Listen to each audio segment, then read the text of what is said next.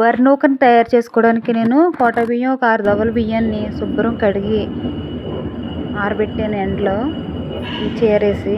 ఆరిన తర్వాత తెచ్చుకుని వాటిని చక్కగా ఇలా విసురుకున్నాను అనమాట చిన్న తిరగల మీద. ఓ పక్కన బియ్యం పెట్టుకుని ఇంకో పక్క అలా విసురుకుంటున్నాను. చిన్న తిరగలు బాగుంది కదా అని చెప్పేసి ఖాళీగా ఉన్నాను. ఈ మధ్యాహ్నం అంతా ఏదో చేద్దాం అన్నట్టుగా ఈ పని పెట్టుకున్నాను. ఓకే, సరదాగా బాగానే ఉంది ఎక్సర్సైజు. అలా అలా స్లోగా విసిరేసరికి బాగా విసరడం వచ్చిన వాళ్ళు అయితే చాలా స్పీడ్గా చేస్తారు. కొంచెం నేను ఏ పనైనా స్లోగా చేస్తాను కాబట్టి ఇది కొంచెం స్లోగానే అయింది. ఒక 1 అవర్ పట్టింది నాకైతే. బాగా విసరడం వచ్చే వాళ్ళు అయితే తక్కువ టైంలోనే ఫినిష్ చేస్తారు. దీనికి 2 హోల్స్ ఉంటాయండి. ఈ పైన ఉన్న తిరగలికి దానికి ఈ 2 హోల్స్లోంచి కూడా మనం బియ్యం వేసుకోవచ్చు. చూడు ఎంత పెద్ద హోల్ పెట్టారు. ఇదివరకు మా అమ్మ వాళ్ళు వేసేదానికైతే చిన్ని హోల్ ఉండేది. కొన్ని బియ్యమే వేసేవారు. ఇది తిప్పేది కూడా స్టీల్ అనమాట. ఇదివరకు అయితే గురుజు అని పెట్టేవారు. ఎదురుకర్ర గురుజులు తయారు చేసుకుని పెట్టేవారు అనమాట. ఇప్పుడు నేనైనా ఇది పోతే ఆ ఎదురుకర్ర గురుజుకే ఆధారపడాలి. ప్రజెంట్ ఇది వర్క్ అవుతుంది కాబట్టి. విషయం ఏంటంటే ఉప్మాకి మనం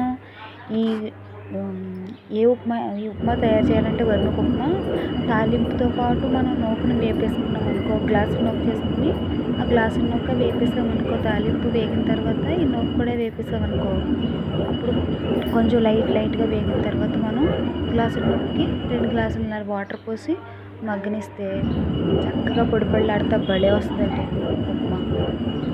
ఇంకా ఇడ్లీ వచ్చేసరికి ఏం చేస్తానంటే ఇడ్లీ పిండి బాగా నలుగుతున్నప్పుడు ఇది ఒక మనకి ఎంత కావాలో అంత ఒక మెజర్మెంట్ తీసుకుని దాన్ని వాటర్లోని కొద్దిగా వాటర్ పోసి అంటే ఒక గ్లాసులో వాటర్ పోసి అలా తడుపుతాను అనమాట. కొంచెం తడిచిన తర్వాత అప్పుడు పిండి సపరేట్గా నూక సపరేట్గా చూసారా విసరడం అయిపోయింది.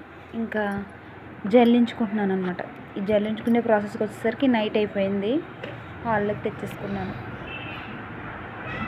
ఈ జల్లించగా వచ్చిన వరిపిండి ఉంటుంది, ఆ పిండితో ముగ్గులు పెడితే చాలా అందంగా ఉంటాయి. నాకు చాలా ఇష్టం వరిపిండి ముగ్గులు అంటే. బాగా పెడతాను కూడా. అంటే పెద్ద ఏం పెట్టను కానీ చిన్న ముగ్గులే. పోత బాగా వస్తుంది. నాకు ఇదిగోండి ఇలా స్టీల్ డబ్బాలోకి తీసి పెట్టుకుంటున్నాను. తర్వాత మార్చేసానులేండి. తర్వాత ప్లాస్టిక్ డబ్బాలోకి చేంజ్ చేస్తాను. ఇదిగో చూపిస్తున్నాను చూడు. ఇది వరిపిండి, ఇది వరి నూక.